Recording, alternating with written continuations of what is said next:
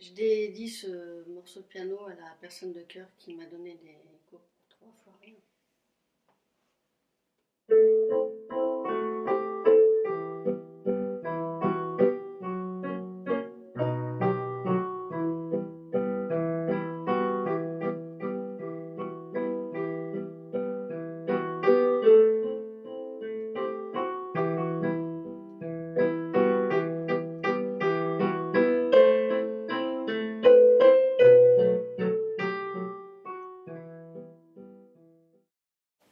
Je m'appelle Caroline Depierre, j'ai 52 ans et je suis mère de 4 enfants. Après 13 années de galère et ne pouvant rien faire contre une justice qui semble n'être dirigée que par l'argent et les combines, j'ai décidé de faire ce film. Je le consacre tout d'abord à mes 4 enfants qui ont énormément souffert de cette situation, qui ont été pris en otage et qui n'ont jamais compris ce qui m'était arrivé et pourquoi ils ont dû en subir les conséquences. Ensuite, ma pensée se dirige vers toutes les personnes qui n'ont pas pu s'en sortir parce qu'elles étaient trop faibles, trop sensibles et que face à ce monde de brutes, il faut vraiment avoir beaucoup de chance pour y arriver.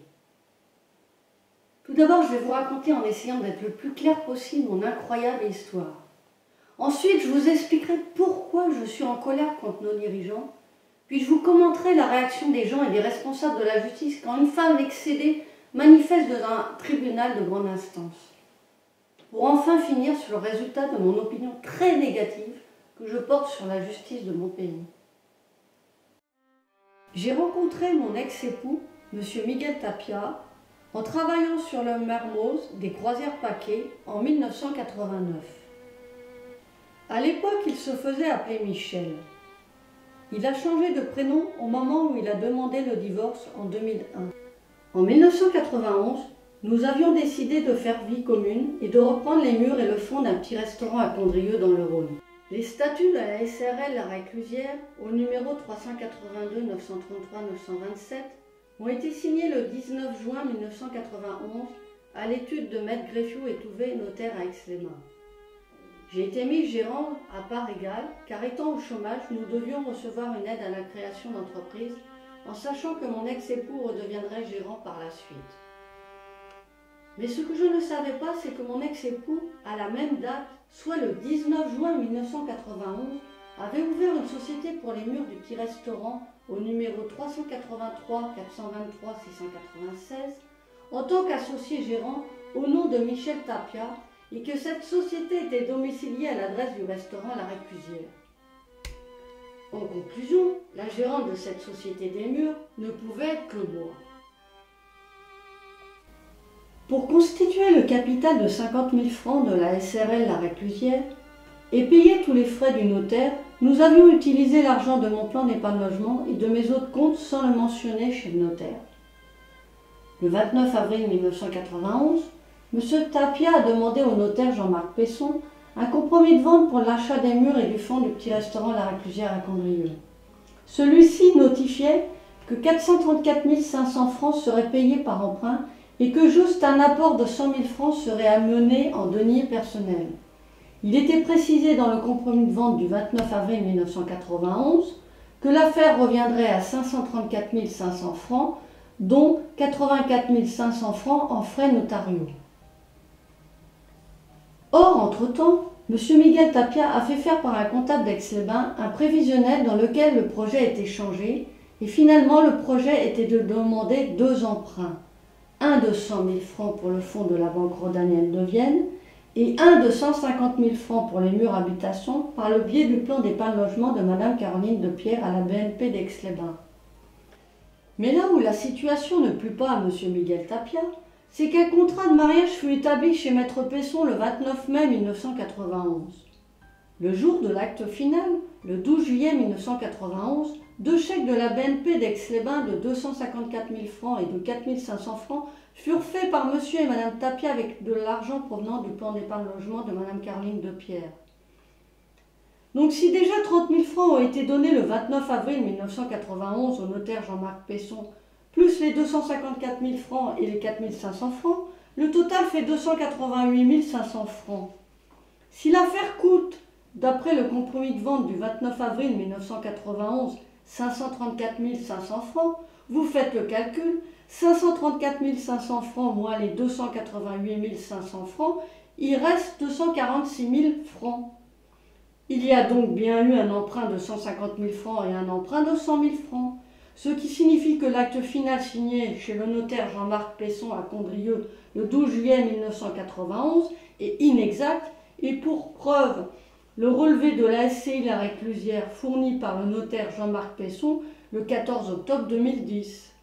Le chèque de 150 000 francs de la banque rhodanienne encaissé le 12 juillet 1991 a été annulé le 15 juillet 1991. Si on comptabilise les reçus du notaire, le total payé est de 689 000 francs le 12 juillet 1991. Il y a donc le chèque de 150 000 francs de la Banque de l'économie rhodanienne de Vienne en trop et les frais de 4 500 francs liés aux frais du chèque. Il a été dépensé en tout 350 419 francs, en plus des deux emprunts de 100 000 francs et de 150 000 francs pour acheter le petit restaurant de Condrieu. Le problème, c'est que M. Tapia a voulu faire croire, en embrouillant le notaire et Mme Caroline Depierre, qu'un emprunt de 150 000 francs à la banque rhodanienne avait été fait pour acheter le fonds du restaurant de l'ASRL La Réclusière le 29 avril 1991. Mais comme cet emprunt n'a jamais été utilisé, le fonds n'a jamais pu être payé comptant le 24 avril 1991, comme l'affirme le notaire. Je finirai par ceci, extrait de la lettre de Maître Agnès Rive du 23 décembre 2009. Chère Madame, contrairement à ce que vous indiquez, l'immeuble de Condrieu a bien été acquis pour la somme de 450 000 francs et a été financé à hauteur de 300 000 francs par deux emprunts. C'est ce qui résulte expressément de l'acte notarié. Le fonds de commerce qui a été acquis 150 000 francs l'a été comptant. Je m'adresse à Maître Agnès Rive pour lui dire « Je ne sais pas s'ils sont forts ou grands, ces gens-là. Mais moi, ce que je regrette, c'est que votre père ne soit plus là pour lui montrer que j'avais raison. Car malheureusement, votre père ne m'a jamais cru. En France, on met plus sa confiance vers une personne riche qui produit des richesses et qui est malhonnête que vers une personne honnête qui ne produit que de l'éducation et du cœur. Souvent, les responsables en justice n'aiment pas les intellectuels. C'est le problème que j'ai eu avec mon ex-époux. » Le 17 mars 1993, j'accouchais de mon premier enfant Alexis. Le 9 juillet 1996, nous vendions le fonds du restaurant de Condrieu à M. et Mme Flashman. L'affaire fut vendue 600 000 francs et nous avons loué les murs aux époux Flashman.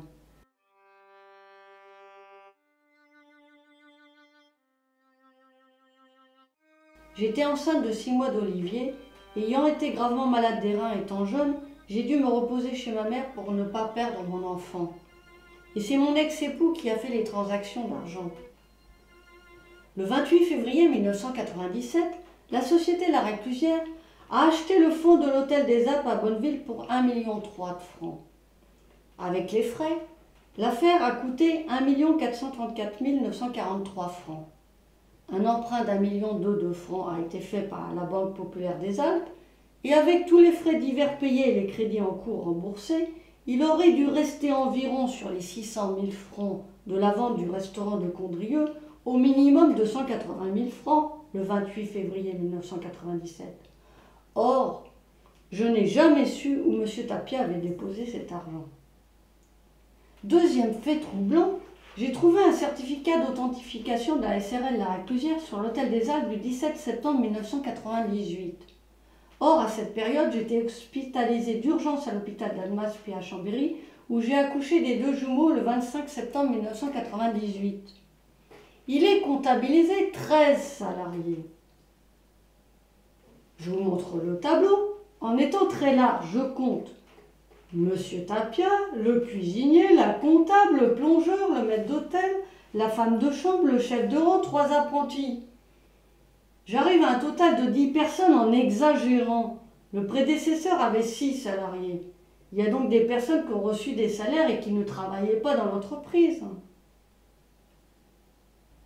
Le 27 décembre 2001, le fonds de commerce de l'Hôtel des Alpes fut vendu à M. Bazet pour 1,4 million de francs. Il ne resta de la vente que 97 000 € en février 2004 chez le notaire Maître Néret à Aix-les-Bains. Nous avons eu des réclamations de M. Bazet après la vente, car M. Tapia avait rendu volontairement l'ordinateur de l'Hôtel des Alpes hors service et était parti avec toutes les décorations des murs. Du matériel manquait à l'Hôtel des Alpes. Il a fallu dédommager M. Bazet. 6 juin, la lettre du notaire de M. Bazet du 30 mars 2002 et la lettre du notaire d'Aix-les-Bains du 15 avril 2002. Moi, de mon côté, j'ai porté plainte le 15 avril 2002 au commissariat d'Aix-les-Bains pour le matériel et des tableaux m'appartenant qui étaient accrochés au mur du Gallia Hotel. Et je précise que j'avais reçu une facture de verre de Savoie-Véry du 29 janvier 2002 qui était en fin de compte du matériel acheté pour le Gallia Hotel d'Aix-les-Bains. Ma plainte a été classée sans suite le 5 septembre 2002 par le procureur de la République de Chambéry.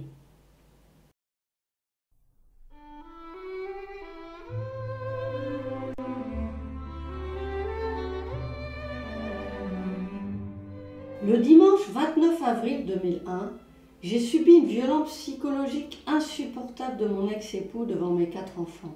Cette violence s'est caractérisée par des insultes, des moqueries et des imitations de mon frère handicapé. D'une haine contre ma famille et des bourgeois en général. J'ai reçu une bassine d'eau à la figure et mes affaires ont valsé par-dessus le balcon et j'ai été traitée de débile et de bourgeoise ratée. Il m'a frappé au niveau du thorax et m'a griffé les bras. J'ai porté plainte à la gendarmerie de Bonneville le 30 avril 2001 avec un certificat médical de l'hôpital de Bonneville de l'interne de garde avec un ITT de 2 jours daté du 29 avril 2001 et le procureur n'a pas pris en compte ma plainte. Le dimanche 26 août 2001, après m'avoir frappé, mon ex-époux m'étrangla contre la porte d'entrée devant mes 4 enfants et c'est le bruit de la sonnette actionnée par le voisin qui a stoppé mon ex-époux et qui m'a sauvé la vie. À l'époque, mes enfants avaient 7, 4, 2 et 2 ans. En présence d'un certificat médical de l'hôpital de Bonneville du médecin du 26 août 2001, j'ai porté plainte à la gendarmerie de Bonneville le 27 août 2001, le jour de mon anniversaire. L'affaire a été réglée en un rappel à la loi pour violence légère sur conjoint le 16 janvier 2003.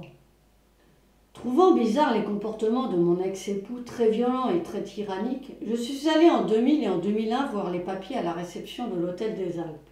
Et je me suis aperçue que mon ex-époux avait ouvert et fermé des comptes en utilisant ma signature et mon nom, qu'il avait par de nombreux procédés vidé la société à son profit de différentes manières. Son comportement vis-à-vis de moi était dans le but de me faire craquer psychologiquement et physiquement. Je ne pouvais pas être au courant de ces comptes car ils étaient domiciliés à l'hôtel et non à l'adresse où j'habitais avec nos enfants. J'ai envoyé plus de 50 recommandés aux banques pour les comptes ouverts à mon nom par M. Tapia et aucune ne m'a répondu. J'ai eu beau porter plainte à plusieurs reprises, alerter tous les responsables de la Haute-Savoie, la Savoie et les responsables du gouvernement, ce fut l'inertie totale. J'ai bien écrit 200 lettres. Chose positive, j'ai fait travailler la poste.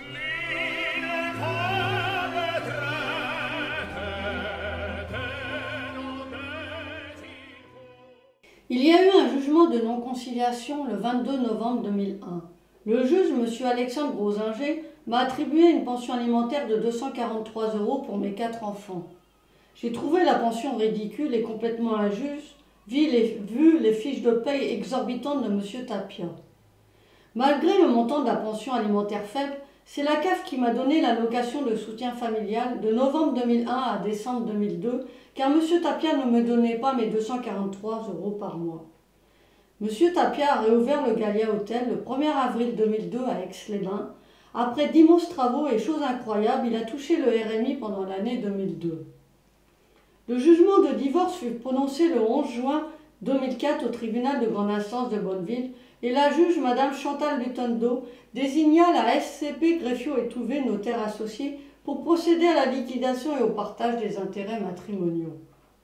Le 6 février 2004, Maître Néret, notaire d'Aix-les-Bains, sans m'informer et contre l'avis de mon avocat, a donné en main propre à M. Miguel Tapia un chèque de 97 000 € correspondant à la vente du 27 décembre 2001 de l'Hôtel des Alpes à Bonneville. Ce chèque n'est jamais allé sur le compte de la SRL La Réclusière au Crédit Agricole d'Aix-les-Bains, mais sur les comptes de l'Hôtel Gallia, comme le confirma l'avocat de M. Tapia le 6 octobre 2007 sur un relevé de cabis. Comme Maître Néret refusait de s'occuper du partage car il était le notaire de M. Miguel Tapia pour le Gallia Hotel, j'ai demandé par l'intermédiaire de mon avocat Maître Patrick Ribes un autre notaire pour le partage. Lors du rendez-vous du 26 janvier 2007, mon avocat n'était pas venu. Et comme le notaire de Bonneville voulait me faire signer des papiers qui étaient à l'encontre de mes intérêts, je n'ai rien signé. Le notaire de Bonneville, désigné pour procéder à la liquidation du régime matrimonial, a dressé un procès-verbal de difficulté le 26 janvier 2007.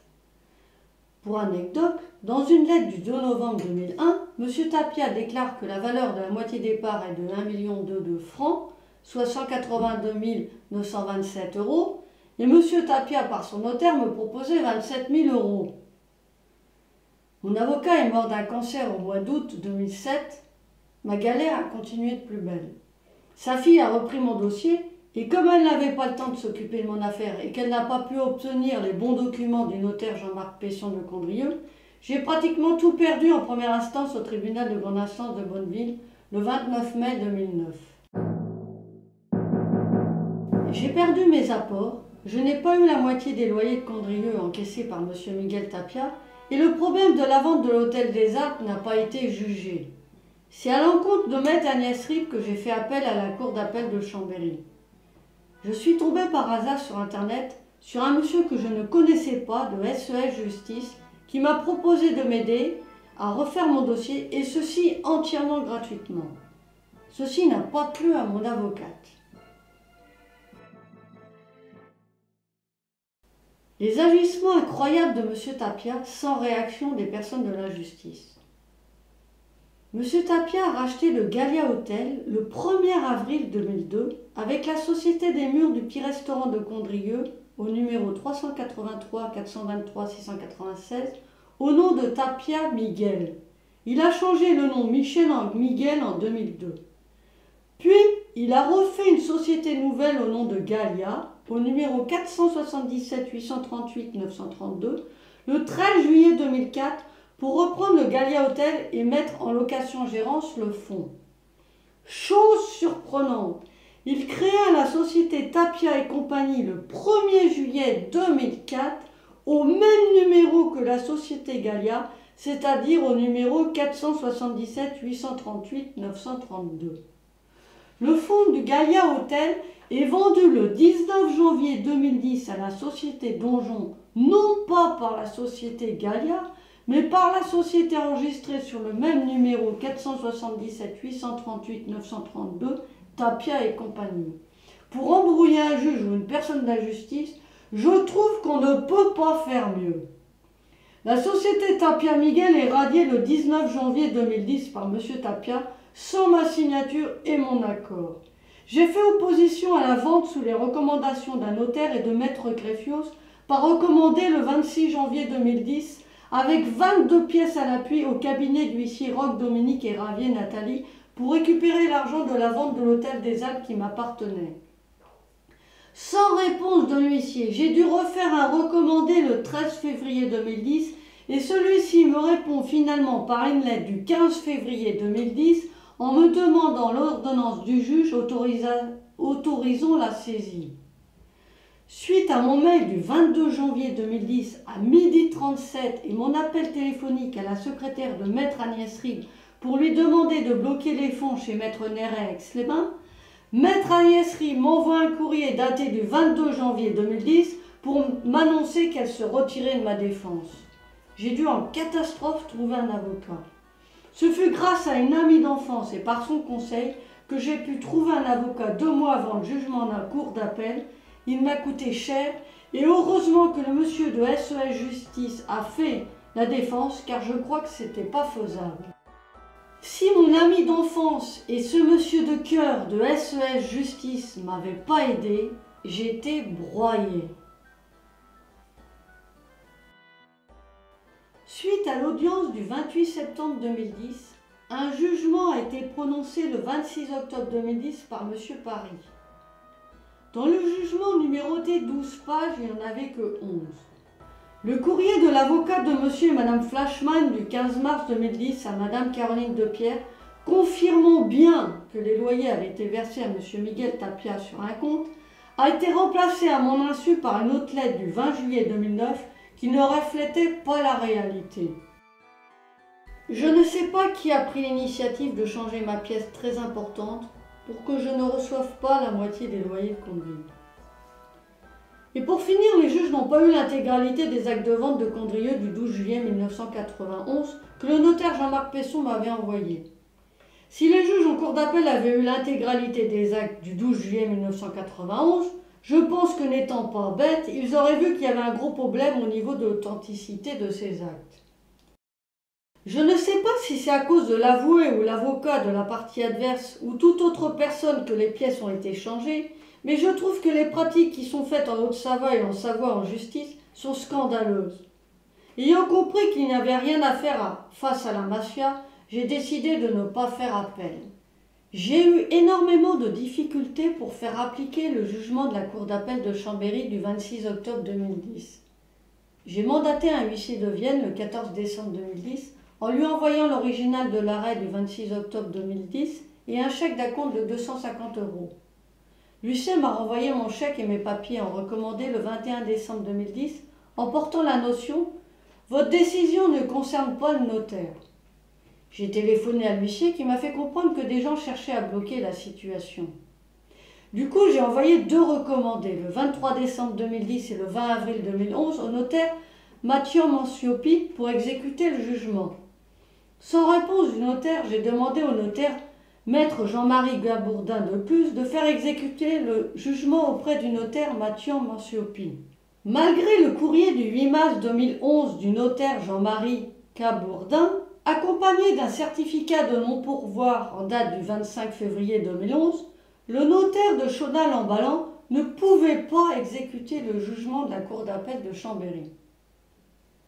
Excédé, j'ai pris ma plume et j'ai écrit ma 41e lettre au président de la République, M. Nicolas Sarkozy, le 7 mai 2011, dont voici un extrait. Que peut-on faire, Monsieur le Président de la République, quand ceux qui possèdent tout le pouvoir font souffrir ceux qui n'en ont aucun? Ne pas craquer, résister, faire face pour tous les gens qui se font massacrer? J'ai communiqué par l'intermédiaire d'un huissier puis d'une fois d'un notaire le jugement et le certificat de non-pourvoi du 25 février 2011 et cela fait plus de 4 mois que le notaire de Chaunal-en-Ballan refuse de me verser mes 37 264 € et il ne m'a pas répondu à mes courriers. J'attends la réaction d'un vrai chef d'État digne du général de Gaulle. Et j'ai écrit une lettre en recommandé le 21 avril 2011 au procureur de la République de Bonneville. Le procureur de la République de Bonneville a classé sans suite ma demande d'aide le 4 octobre 2011. 3 semaines après envoyer ma lettre au président de la République, M. Nicolas Sarkozy, j'ai été convoqué chez le notaire Maître de Lermoz à Bonneville pour finaliser le jugement de la Cour d'appel de Chambéry. À ce jour, j'attends toujours copie des pièces que j'ai signées. J'espère que les responsables de la justice et des administrations de notre beau pays, la France, verront mon film et que le nouveau gouvernement essaiera de mieux gérer les dysfonctionnements de la justice en Savoie et en Haute-Savoie. Je dis à toutes les personnes qui rient du malheur des autres, si un jour c'est votre tour, peut-être que vous comprendrez ce que c'est que l'injustice. Pour pouvoir aspirer à une justice la plus juste possible, faudrait-il que les gens qui ont le privilège énorme de représenter la justice le fasse avec conviction et le mieux possible et qu'il n'ait pas les mêmes comportements que mon ex-époux. Ma galère n'est pas terminée car je n'ai toujours pas reçu la moitié de la vente de l'Hôtel des Alpes de Bonneville vendue le 27 décembre 2001. Mon histoire, c'est une véritable escroquerie, mais malheureusement les gens dans ma situation sont nombreux, mais ce ne m'étonne pas, c'est impossible d'y arriver. Pourquoi suis-je en colère contre nos responsables? Je n'ai jamais eu l'aide juridictionnelle. N'ayant eu aucune ressource et salaire en 2001, j'ai fait une demande d'aide juridictionnelle le 6 février 2002. L'aide a été acceptée le 25 mars 2002 et je ne sais pas pourquoi aucun paiement n'a été fait à mon avocat et le 28 janvier 2003, le tribunal de grande instance de Bonneville a refusé de me donner l'aide juridictionnelle. Le motif, c'est que je devais recevoir le paiement de la moitié de la vente du fonds de l'Hôtel des Alpes de Bonneville, que je n'ai toujours pas reçu en 2013. Quand j'ai fait appel à la Cour d'appel de Chambéry et que j'ai refait une demande d'aide juridictionnelle le 8 juillet 2009, j'avais les 4 enfants et de faibles ressources. Ils m'ont à nouveau refusé l'aide le 3 septembre 2009 sans raison valable et comme j'ai fait appel de cette décision, le 5 octobre 2009, ils ont déclaré un refus catégorique en prenant l'excuse que mes ressources étaient trop élevées. Ma galère aurait pu s'arrêter depuis le début si le procureur avait pris en considération mes plaintes justifiées. Pour une femme seule avec des enfants, obtenir une pension alimentaire relève de l'exploit. De novembre 2001 à décembre 2002, c'est la CAF qui m'a donné l'allocation de soutien familial car M. Tapia ne me donnait pas mes 244 € par mois. Malgré ma plainte du 26 mars 2002 pour non-paiement de pension alimentaire et un protocole d'accord signé d'intervention judiciaire de Bonneville, M. Tapia a continué à ne pas me payer la pension alimentaire en 2003 et en 2004. J'ai envoyé des recommandés, des mails, et ma plainte à la gendarmerie le 13 avril 2004 a été classée sans suite le 25 novembre 2004 par le procureur de la République de Bonneville. Entre-temps, et n'en pouvant plus, j'ai fait appel à un huissier de justice de Bonneville le 10 août 2004. Pendant un an, je n'ai pas eu de problème grâce à l'huissier, mais en 2005, 2006, 2007, il a recommencé. Début 2002, le directeur de la Banque populaire des Alpes de Bonneville m'appelle et me prévient que mon ex-époux parti à Aix-les-Bains a demandé par le biais de la SRL La Réclusière un emprunt de 45 732 € pour la rénovation du Gallia Hotel. Il me dit « Il a pété les plombs, je vous demande, Madame Tapia, de fermer le compte de la SRL La Réclusière à la Banque populaire de Bonneville. » J'ai donc fait ce que m'avait dit le directeur de la Banque populaire des Alpes. Du coup, M. Miguel Tapia m'attaque au Conseil des prud'hommes de Bonneville le 23 octobre 2002 pour le paiement d'un salaire de 14 334 € brut pour le mois de décembre 2001 avec 200 € d'amende. Le procès-verbal de conciliation totale fut établi le 5 décembre 2002. C'est la première fois que j'ai eu la justice. Le président était un syndicaliste d'une société de la vallée de l'Arve. Je lui ai dit « Monsieur le Président, cela fait plus d'1 an que mon ex-époux ne me paye pas ma pension alimentaire de 244 € pour mes 4 enfants. Il a racheté un hôtel de 44 chambres, l'hôtel Gallia, qu'il a rénové à neuf, et en plus il a touché le RMI pendant l'année 2002. Il demande un salaire de 14 334 € brut alors qu'il a dit au juge des affaires familiales qu'il n'avait pas de salaire. Et en plus, il se sert de la société pour payer les frais du Gallia Hotel sur Aix-les-Bains. Mon avocat, maître Patrick Ribes, au verdict a dit « Qu'est-ce qu'il est bien cet homme-là » Le président du Conseil des prud'hommes de Bonneville a dit « Monsieur et Madame Tapia ayant la moitié des parts de la société, le salaire sera partagé en deux, et sur votre part, Monsieur Tapia, il vous sera prélevé la pension alimentaire que vous devez à votre épouse depuis 1 an. » C'est le seul moment que j'ai eu un bol d'oxygène pendant ces 13 années de galère. Sincèrement, vous ne croyez pas qu'il serait plus logique de dire d'un procureur de la République « Qu'est-ce qu'il est bien cet homme-là » ou « Qu'est-ce qu'elle est bien cette femme-là » Le 12 juillet 2004, M. Miguel Tapia a écrit à la CAF d'Annecy en mon nom dans le but de faire des fausses déclarations et que les allocations familiales me soient retirées. Heureusement, comme il manquait des éléments, le dossier m'a été renvoyé percé de petits trous à mon adresse par la CAF.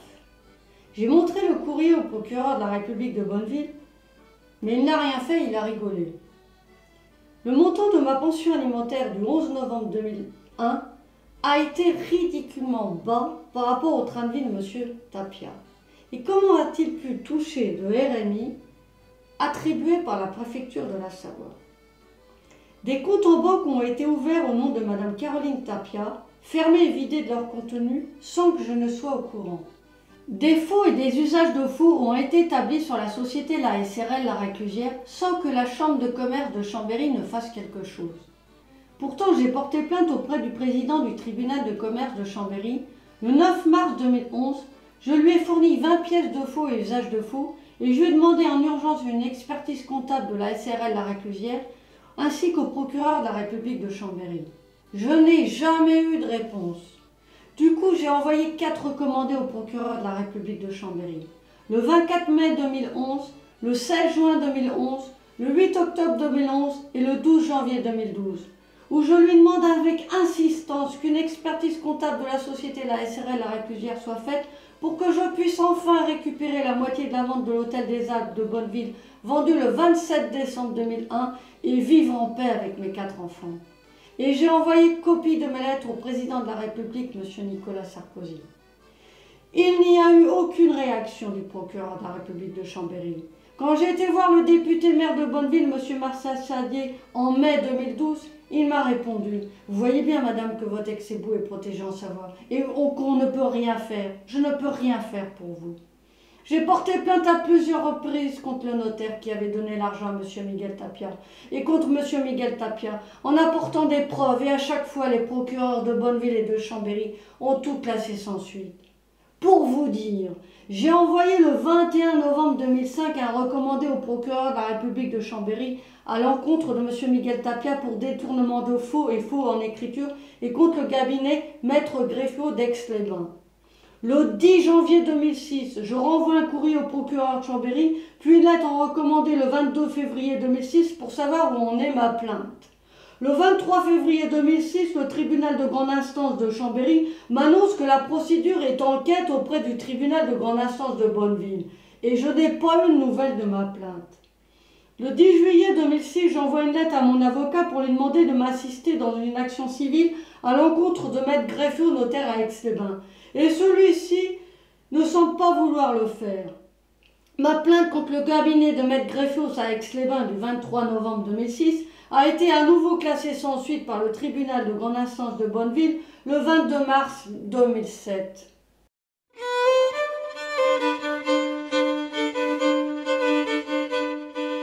En janvier 2009, j'apprends par hasard par mes enfants que mon ex-époux avait lui aussi des cartes d'identité.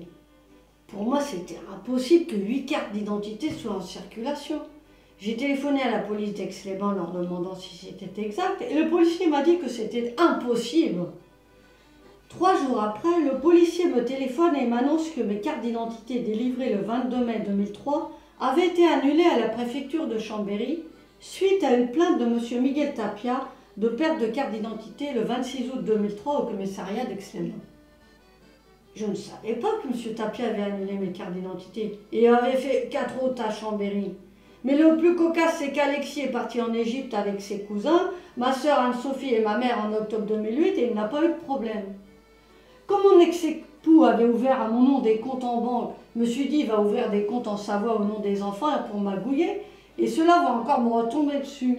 J'envoie donc un courrier le 22 janvier 2009 au procureur de la République de Chambéry et à la préfecture de la Savoie. Ne recevant aucune réponse, je renvoie un courrier au procureur de la République de Chambéry le 24 mars 2009. Le 29 septembre 2009, la préfecture de la Savoie réagit mollement et sans conviction.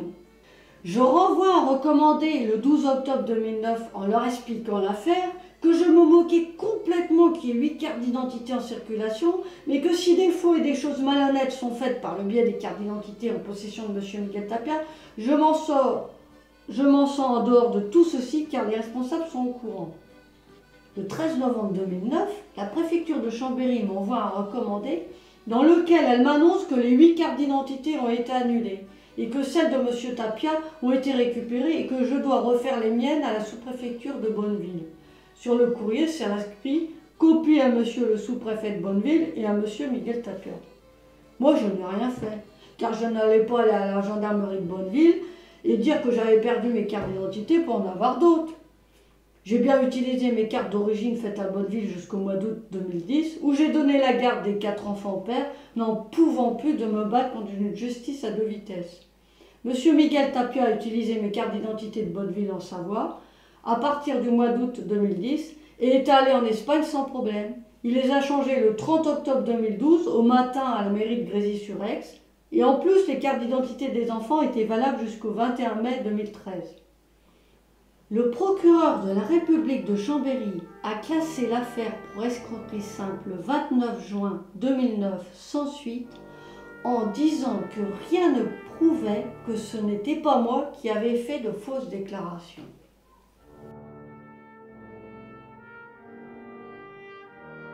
La réaction des gens et des responsables de la justice et des politiques quand une femme manifeste sa colère devant un palais de justice. J'ai été choquée du mépris, de la haine et des insultes et de la jalousie que j'ai reçues de certaines personnes complètement manipulées. Les gens qui m'ont soutenue étaient essentiellement des commerçants, des professeurs, des gens assez intelligents et des ouvriers. La ville était coupée en deux, les gens qui pensent et les gens qui insultent et qui font craquer. Les personnes les plus dures et les moins conciliantes venaient du tribunal de Bonneville. Ceux qui m'ont fait le plus de mal sont certains avocats, certains juges et surtout les responsables de la justice. J'ai ressenti de la haine contre les femmes, du mépris pour les gens qui pensent et qui dénoncent.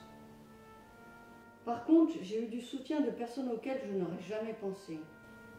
J'ai eu des félicitations d'un avocat anglais, d'un avocat des Pyrénées, d'une fonctionnaire de justice de Grenoble. Quand vous manifestez, plus personne n'ose vous parler, de peur de perdre son travail, son logement, ses avantages sociaux. Je tiens à préciser que toutes les associations gouvernementales pour les femmes ne m'ont jamais aidée et pourtant je les ai appelées à l'aide à de nombreuses reprises. J'ai tout eu. Insultes devant le tribunal, au téléphone fixe et mobile et sur ma voiture. J'ai eu des menaces aussi bien des fonctionnaires de la justice, de la sécurité, que des gens simples, manipulés et désinformés. J'ai eu des pressions par rapport aux aides de la CAF et autres. On m'a menacé de me retirer la garde de mes enfants si je continuais à réclamer la justice. Et pour finir, comme je ne craquais pas, ils ont fait véhiculer le bruit que j'étais folle et qu'on allait m'enfermer à l'hôpital psychiatrique de La Roche-sur-Foron. Même les employés de la sous-préfecture me racontaient que les responsables à la sous-préfecture racontaient que j'étais folle. Quand j'ai commencé à manifester devant le tribunal de grande instance de Bonneville, j'ai eu droit aux gendarmes toutes les semaines et des séances de photos comme si j'étais une délinquante. Après, sous l'ordre des procureurs, on m'a interdit de rester devant le palais de justice de Bonneville car je perturbais la justice et le bon fonctionnement de la justice. Les avocats les plus riches et les plus connus, sans connaître une seule pièce de mon dossier, ont raconté à tous les gens d'extérieur de la région que j'étais folle et que je disais n'importe quoi. Et aucun de ceux-là m'ont proposé leur aide. Par contre, il y a des avocats qui ont essayé, mais on ne peut rien faire contre la mafia. Du coup, je me suis mis devant le monument aux morts, et les policiers municipaux m'ont demandé d'aller devant le palais de justice en face, car ce n'était pas bien de manifester devant les morts vis-à-vis des anciens combattants et des gens morts pour la France. Finalement, je me suis mis légèrement de côté, et des voitures en voiture et à pied me disaient qu'il fallait que je me mette devant le palais de justice. Le 23 décembre 2011, une personne haut gradée me demande si je crois au Père Noël. Et je lui réponds, pas vraiment. Du coup, il m'annonce que mes soucis sont finis et que je peux partir, que tout va s'arranger. Je ne vous raconte pas la suite. Si cette personne regarde mon film, j'espère que cette personne n'avait pas le choix et qu'elle avait été envoyée par ordre. Mais positivons, car j'ai eu des moments très forts en émotion.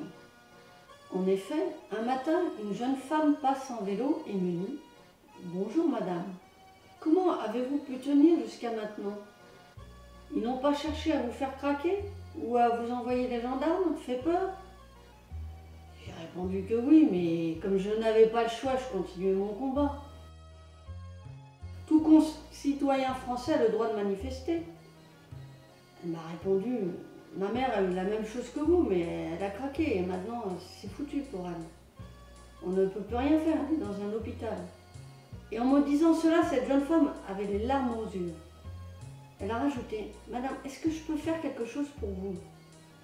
J'ai répondu me prendre en photo car les gens ont peur. Elle est partie chercher son appareil photo et m'a proposé de me prendre devant le palais de justice. Et je lui ai répondu, vous allez avoir des ennuis.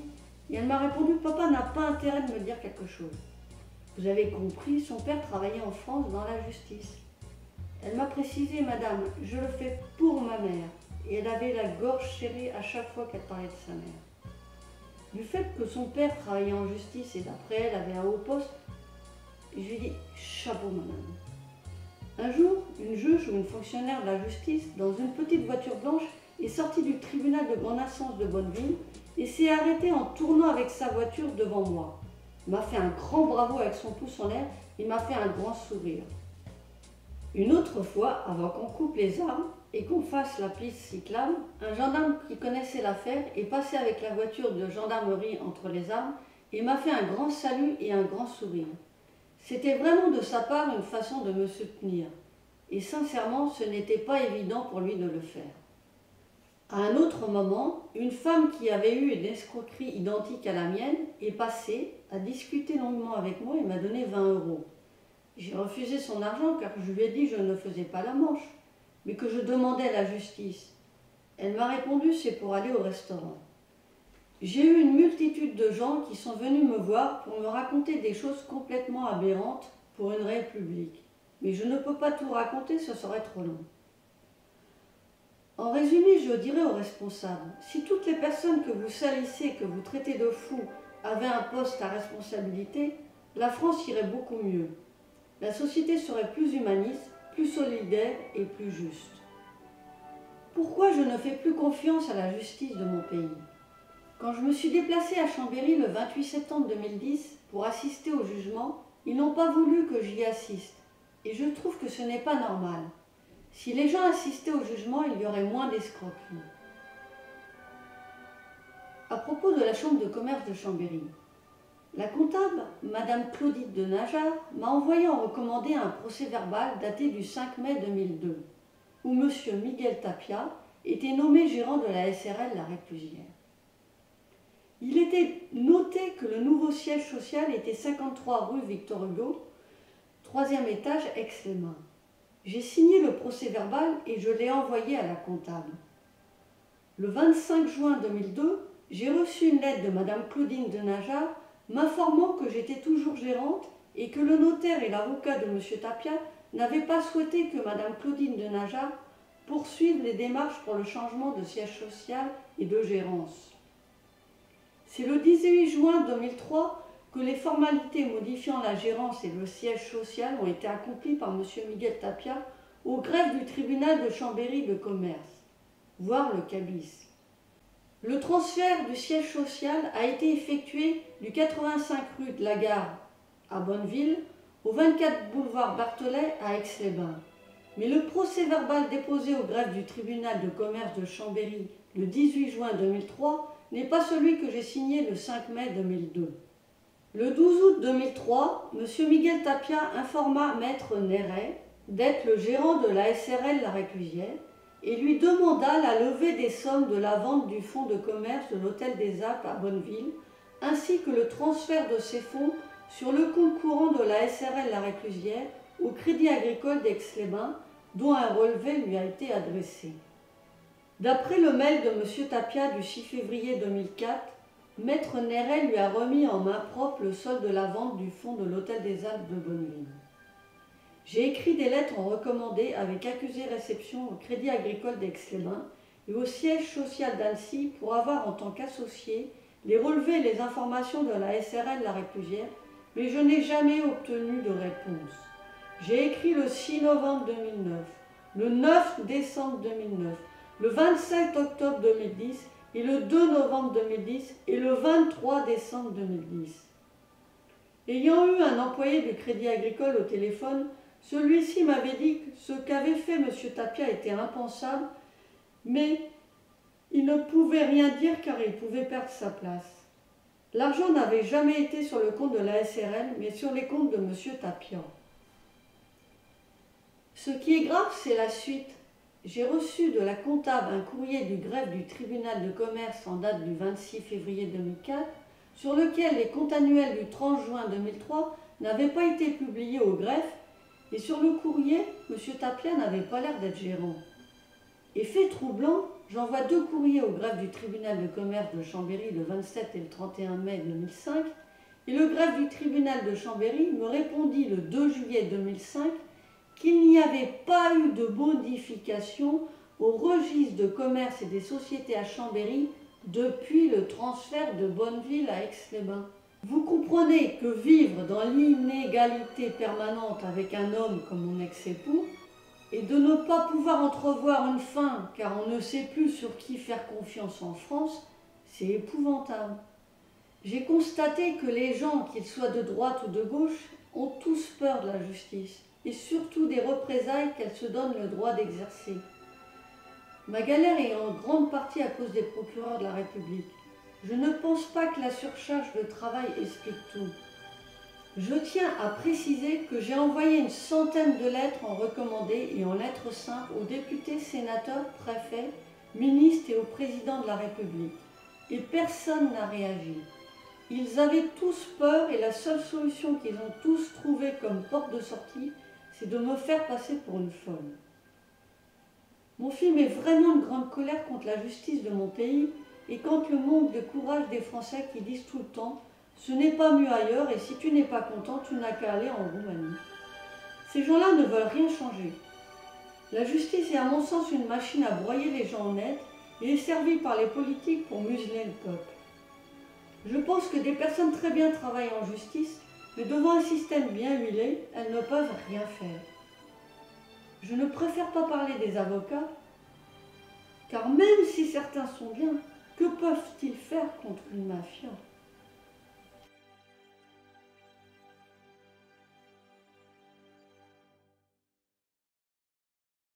En conclusion, je dirais ceci. Je faisais partie d'un milieu moyen aisé, j'ai épousé un homme très pauvre sans avoir aucun préjugé. Au final, les rôles se sont inversés. Il est devenu richissime grâce à moi et surtout en trichant. J'ai tout perdu, ma santé, ma confiance en la France et en notre justice. Si vous allez en justice, ne réfléchissez pas et n'essayez surtout pas de comprendre. Ce film, je l'ai fait pour dire à mes 4 enfants, je souhaite vous voir plus tard honnête et droit et respectueux envers les femmes et les personnes vulnérables. À tous les jeunes de France, je dirais c'est beaucoup plus gratifiant d'être honnête et droit, car être honnête et droit est une richesse qui ne s'achète pas. Je remercie infiniment ma mère de s'être occupée de mes 4 enfants pendant les nombreuses vacances. Je remercie du fond du cœur la personne sur Internet qui m'a aidé à refaire mon dossier et qui a cru en moi et qui a vraiment démontré que j'avais raison. Je remercie les personnes qui sont venues me voir devant le tribunal malgré l'hostilité des responsables de la justice. Je remercie les personnes qui m'ont aidé et soutenu dans la vie active. Je remercie la fille d'un magistrat de m'avoir photographié et d'avoir fait preuve de beaucoup de courage et d'humanité. Je remercie la juge ou la fonctionnaire de justice et le gendarme de m'avoir fait un grand merci dans leur voiture. Et pour finir, un très grand merci aux personnes qui m'ont conseillé pour faire ce film. Je ne remercierai pas les procureurs, la presse et la télé régionale. Les avocats, je ne préfère pas en parler. Je me suis demandé pendant ces 13 années à quoi servait la télévision et la presse. Et bien ma réponse, elles servent aux politiques. Mes dernières réflexions seront, n'est-il pas simpliste et pas très courageux de la part des gens de dire on pardonne à la personne qui a fait du mal si en contrepartie cette personne produit des richesses. Ou alors oh j'ai rien compris, oh j'ai rien compris. Comment mes beaux-parents, connaissant les comportements de leur fils, ont-ils pu le laisser faire en ignorant les 4 enfants? Je m'adresse au père de M. Miguel Tapia. En ne disant rien, en ne faisant rien, vous avez encore plus enfoncé votre fils. Quand on aime quelqu'un du fond du cœur ou de ses tripes, on réagit, on trouve une solution, on arrête l'impensable. Mon message n'est pas que pour vous, monsieur Tapia, mais pour toutes les personnes qui savaient, qui me connaissaient, qui avaient de l'argent et qui m'ont laissé crever à petit feu et surtout qui ne m'ont pas cru. Je me suis demandé pendant ces 13 années Pourquoi les religions pouvaient ne pas réagir et laisser des milliers de femmes et d'hommes se faire massacrer alors que la situation est bien celle de non-assistance à personne en danger? On se demande dans quel monde on vit, où tout est dirigé par le pouvoir de l'argent, et quelle représentation crédible peut avoir la justice maintenant pour nos enfants. Monsieur le Président de la République, Monsieur François Hollande, en Haute-Savoie et en Savoie, la justice n'est pas toujours appliquée et des gens souffrent. En France, on met plus sa confiance vers une personne riche qui produit des richesses que vers une personne honnête qui ne produit que de l'éducation, du bon sens et du cœur.